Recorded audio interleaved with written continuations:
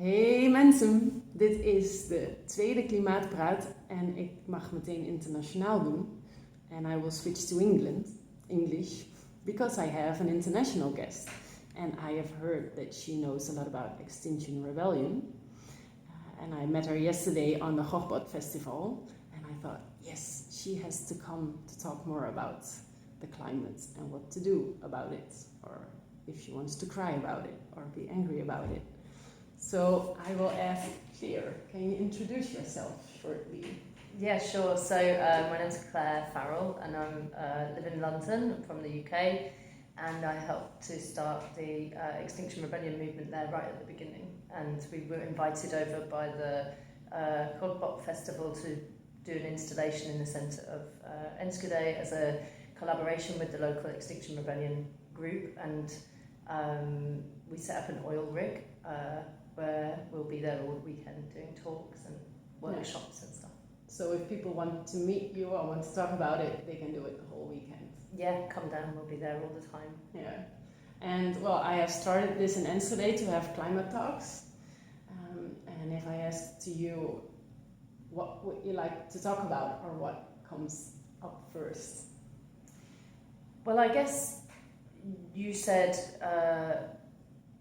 do I want to talk about how I feel or whether I want to cry about it? And that's really important, I think, because when we started Extinction Rebellion, we knew that the majority of conversations or campaigns that were around this issue and other green issues were very disengaged from their emotions.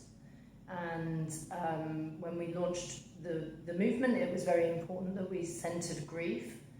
And I think we are living in a very tragic time, and if we can't confront the emotion of how it really feels, to admit what the situation is, then we can't really make a human response, you know. And Extinction Rebellion is an existential organisation, and it is about life and death. And I think I know a lot less about the culture in the Netherlands than the UK, but I think broadly European culture is very death-phobic, and you can't really engage wholeheartedly with life if you deny death, because it's a necessary component of it, right? So that's why when we launched it was very much about messaging life and death, about centering grief, and about recognising the transformative potential of grieving,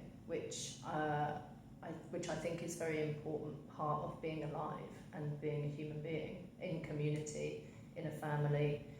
So it was really about that, and connecting with a sense of a global family, and how do we respond to what we've done, because we're in a really, really bad situation. How did you do grieving? Well, we've had a lot of people hold different types of ceremony and grief circle workshops. There's an amazing organisation in Britain called the Climate Psychology Alliance. So we're connected with people who are increasingly sort of looking at the psychological implications and aspects. You know, obviously, like, there's something you can say about psychology, like why we are here in this situation, but also we know that there's predicted to be a massive mental health crisis, like worse than there is now, and because young people especially are suffering so much because they're terrified. And in the British media sometimes we get, you know, oh, you're very bad because you're upsetting the children. It's not my fault that we're in this situation, you know. It's not my fault alone. Like, we have to speak about this stuff in order to be able to deal with it. You know, it's oil companies that are upsetting children. It's politicians who are upsetting children. It's bankers who are upsetting children. Like, don't shoot the messenger. We have that saying. I don't know if you have similar here, but don't shoot the messenger down, because we're bringing you some very important truth, and we want very much to see a better world for, you know, but we're committed to something very bad already. So it's a sad thing, and I think if we don't feel it, we don't respond the best way. Yeah, and I must say, I think I did my first saying hello to Extinction Rebellion, a group of it in Deventer, and it felt so good for me that I had people that saw it in the same way, and that you could feel the real deep grief that there is about it, because I felt, well, in a way very alone, because just what you described, like, let's ignore it. We had that a lot at the beginning. People come to a talk and we were saying, you know, here's some information. This is where we think that we are. Obviously, it's a risk analysis, so we don't know what's going to happen exactly and when. But here's the actual most frightening truths from the scientific community, and here's the risk that people say that we're in. And you know, some people have said it's like having a 1 in 20 chance that the plane that you get on is going to crash. You don't put your children on that plane, but we're putting our children on that plane. You know what I mean? In the world situation. So if that's true, and then what do you want to do about it? We had lots of people come up and say, I'm so relieved, I've known that it's this bad and I had nobody to speak to and no community, and my family don't understand, or my people at work don't believe it or don't understand. So because we had so little good information, such a failure of the duty of the media, of the press, of people with a voice, of the politicians who have a voice, like, people have been allowed to not engage, and in some cases really not know anything about it. And so they've gone from some people paying attention who've been in pain all the time and feeling alone, and those people come up and say thank you so much for creating this space, and then we have community. But also for the people outside who've not really realised, they've gone from like denial to like, you're fucked and your kids are fucked, and nothing in between. It's not cool. So people are some people are in deep shock as well, you know. So they real need trauma, holding and emotional kind of support, I think. Yeah. And how is it now to be in Enschede? It's really, really nice. We've been made to feel very welcome, which is cool. I like your cycling infrastructure here very much. Yes, so I'm very, very happy about having a bike to ride around. It's been really, really nice. And, you know, I'm looking forward to see the festival, because I think there are lots of very interesting artists putting work up. It looks amazing. I don't think that we have anything like that in the UK, in a city like this, you know. So it feels very exciting, because it's something that I don't think that I could do in the UK. I'm looking forward to talking to people, because before I came, people said to me, oh, there's quite conservative people in the city, and you know, last night we stood by the installation speaking to people in the evening, and I certainly met some people who seemed socially conservative, some young people who were quite right-wing, some people with totally different values, some people who are refugees, lots of different types of people, and I love the conversations that you can have with them to try and find where you can have common ground, and that's kind of what we are trying to do the best that we can, is to get people to be able to talk about their differences and realise that they are not insurmountable, that we can still work together on climate, right? So we've tried very hard to be able to talk with respect to people who don't hold our same political values. And we've worked very hard at trying to find where, obviously, XR in the UK has a lot of people on the left, of course, but we do have some former members of the Conservative Party, and some people who are much more liberal, and some people who, you know, think that capitalism's not so bad, and some people that think that capitalism is very bad. And having all those people in the space to talk about how to deal with this big, overarching crisis is very important to us to be able to hold space for proper conversation and proper debate. We don't have to agree on everything, but we do need to agree on the fact that we don't want to destroy the planet for future generations. And that's pretty easy to find agreement on, actually, with most people. So it's interesting. I'm excited about the rest of the festival. I think we're going to have some good conversations. Yeah.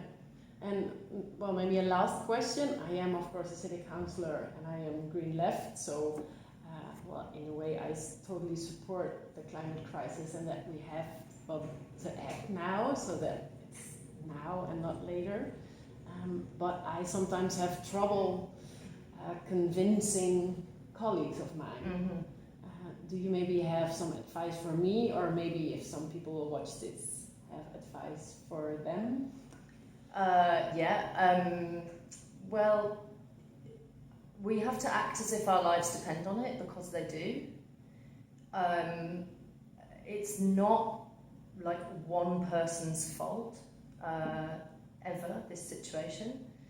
But there is a crime to be answered for. The new IPCC report has said very clearly this is man-made, and we know, any of us who've been paying attention for some time, that there are companies where individuals make decisions to hide evidence, to lie, to confuse the public.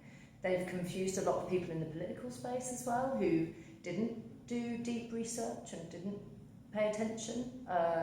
They employed the same companies as the tobacco companies used to do misinformation campaign, so they can carry on doing business for longer with less obstruction. So if we know that, and we now have the IPCC report finally says it's definitely a man-made thing, and we have a new report from UNICEF which says 1 billion children are at acute risk from climate.